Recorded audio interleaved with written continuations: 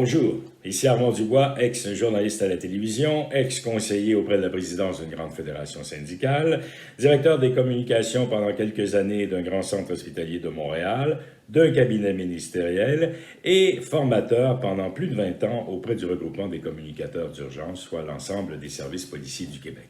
Si vous me permettez, je vais prendre quelques minutes de votre temps pour aborder la communication en période de crise.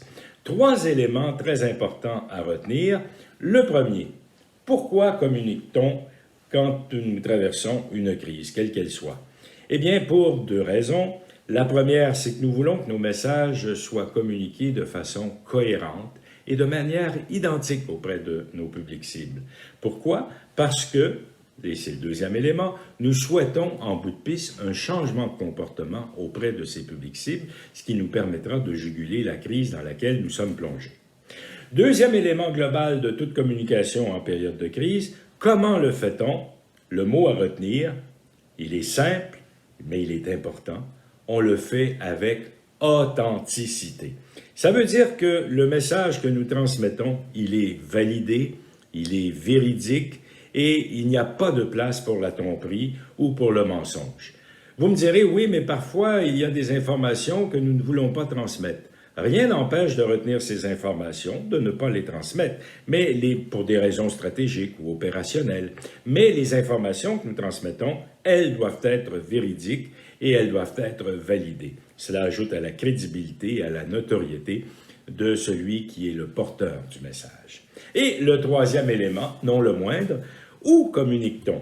Eh bien, on communique à travers des véhicules qui permettront la plus large diffusion possible du message que nous voulons transmettre.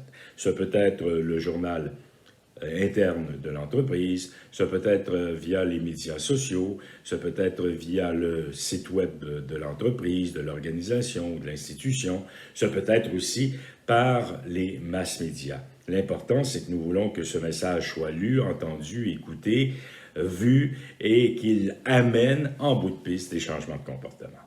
Bref, voici donc les 3 éléments auxquels je voulais vous entretenir. Si on les résume, pourquoi on communique? On communique parce qu'on veut que le message soit cohérent et qu'il amène des changements de comportement.